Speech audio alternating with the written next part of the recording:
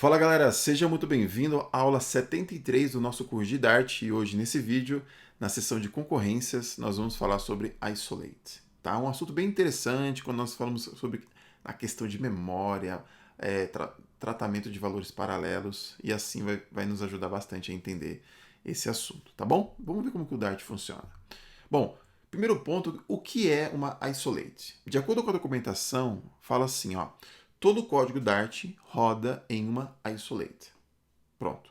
E ele continua assim, ó, e o código pode acessar classes e valores apenas da sua própria isolate. Diferentes isolates podem se comunicar, ó, enviando valores por meio de portas. Então, ele destacou 3 pontos aqui interessantes. O código roda dentro de uma isolate. Beleza? Então, aquele código pode ser acessado por meio de classes da sua própria isolate. Show de bola. E no final, ele assim, ó, tem um interesse. Ah, eu tenho interesse de enviar valores para uma outra isolate. Então, você precisa fazer um gerenciamento ou criar uma porta para enviar esses valores, tá? Então, enviando esses valores, você vai receber isso vai ser agendado e aí, em algum futuro, você consegue pegar esse valor tratado, processado e assim enviar ali para o seu cliente.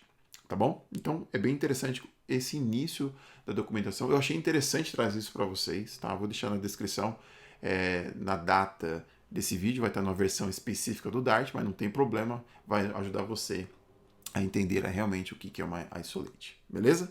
Show de bola.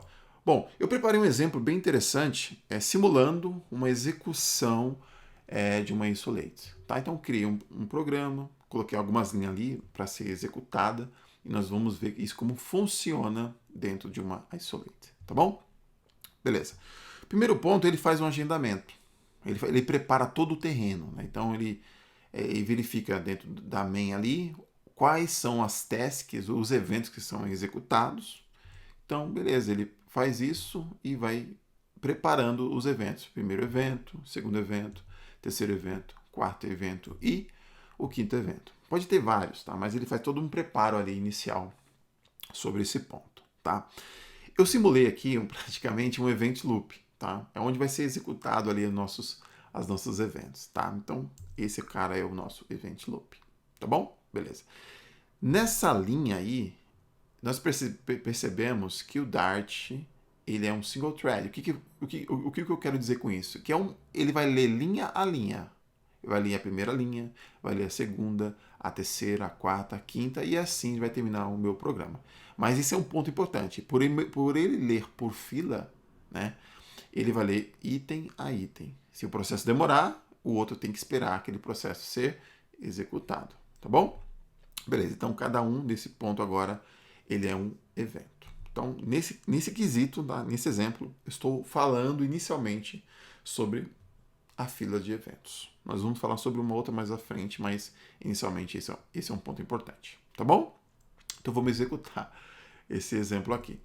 Primeira linha, eu quero executar. O que acontece? A primeira task sai da fila, entra no event loop e é executada com sucesso. Beleza? Show de bola. Segundo evento, verificou a segunda linha, né, a linha específica do desenvolvendo ali, pega ele, adiciona ele no event loop, é executado e assim por diante. Ele faz todo o processo para cada task. Tá? Isso é bem interessante, identificar esses pontos para que vocês percebam que cada task, cada evento, se ela tiver um tratamento mais pesado, isso pode bloquear a minha thread, o meu event loop. Tá? Isso pode dar uma ANR, né? A aplicação não responde para o nosso cliente ali, ou utilizando uma aplicação mobile, ou utilizando uma aplicação web e assim por diante. Tá? Tem que tomar bastante cuidado sobre esses tratamentos.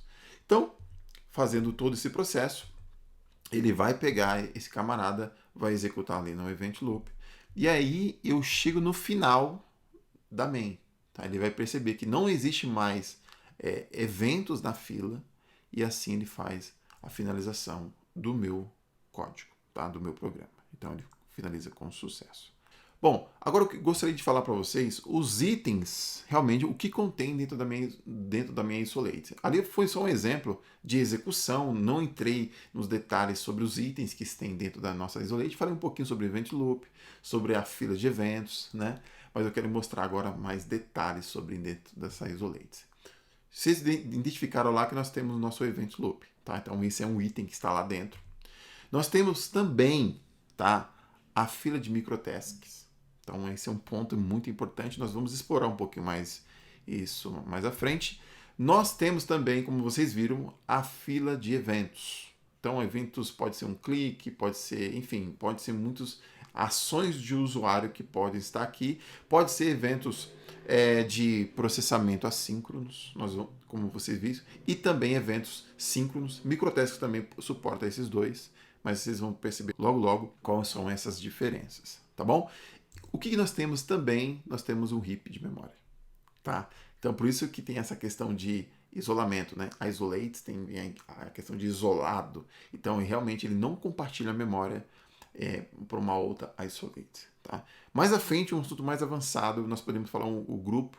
Ele faz uma isolate group, né? Então ele agrupa algumas isolates e compartilha a memória entre elas, mas é um assunto muito mais avançado para que a gente possa fazer isso ao passo a passo. Tá bom? Beleza? Show de bola. Então, trouxe aqui para vocês um desenho bem interessante, simulando mais uma vez uma execução, mas agora com a microtask nessa árvore, tá? Nesse processo. Então, eu executo o meu programa, faço um start lá, ele executa o meu main, porque o meu main ele tem a minha main isolate, que é a minha main principal, o meu entry point da minha aplicação. Tá? E aí ele faz a pergunta, olha, essa microtask, ela está vazia? Não, não está vazia. Existe uma task aqui para ser executada do tipo microtask. Então, executa ela e vai para a próxima microtask. Então, ele vai e vem para cá e executa. Então, você já percebeu aqui, ó, nessa execução, que microtask tem uma prioridade maior do que os eventos. Tá nessa fila? Então, ele vai executar primeiro, não importa. Então, se tiver 100 aqui, ele vai executar a 100 para depois, quando tiver vazio, ele vai para o próximo. Tá bom? Então esse é um ponto bem interessante. Finalizando todas as microtasks, ele entra, olha só, nos eventos para que realmente possa ser processado. Tá? Então, processado, tratado, assim por diante. Um ponto bem interessante que você vai notar aqui, que se essa fila não tiver vazia, ele vai executar e vai subir, olha só, para verificar se existe uma microtask. Porque às vezes um evento ele tem uma task de prioridade, ele tem uma execução que tem maior prioridade de um evento de um usuário que está usando a nossa aplicação. Então você pode agendar, tá? Nós vamos ver alguns exemplos aí. Então ele veio aqui, subiu, verificou, existe alguma microtask, às vezes pode existir, tá? Ou às vezes não.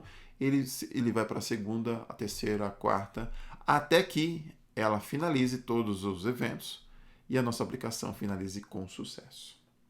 Tá bom? Esse é um exemplo que mostra aqui simulando uma execução da nossa isolate. Beleza? Show? Maravilha. Vou mostrar agora para você um código na prática aqui, como que funciona. Tá? Eu criei aqui um programinha bem básico e tentei simular um pouquinho daquilo que nós acabamos de falar ali. Tá bom? Então eu criei, olha só, um print que vai ser o valor síncrono. Lembrando que o valor síncrono ele vai ser executado no momento que ele entrar na fila de eventos, tá bom? Criei aqui um evento, uma fila, um item para um microtask, tá? Então ele tem maior prioridade.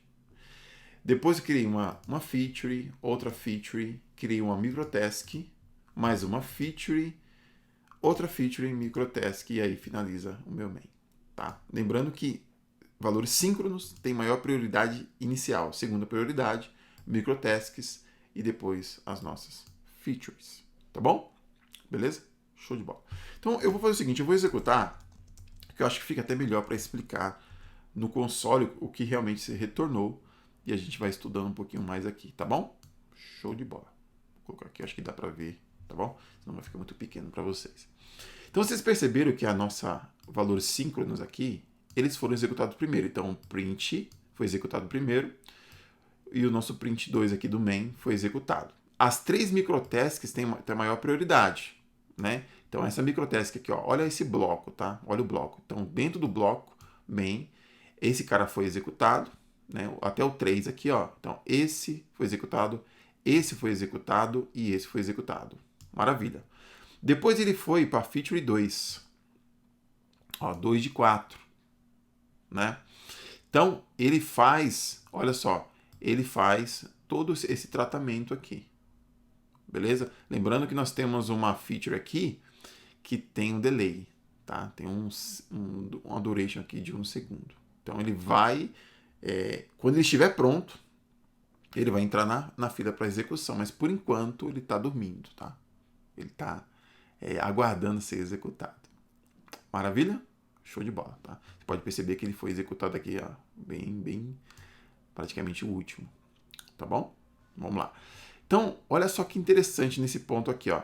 Depois que essa feature aqui finalizou a sua execução, olha o bloco dele aqui, ó, o bloco. Ele agendou uma outra microtask. E depois que ele executou todas as features recorrentes, ele foi lá e perguntou, opa, existe uma microtask agendada aí? Existe, então, por favor, execute ela, porque ela tem maior prioridade.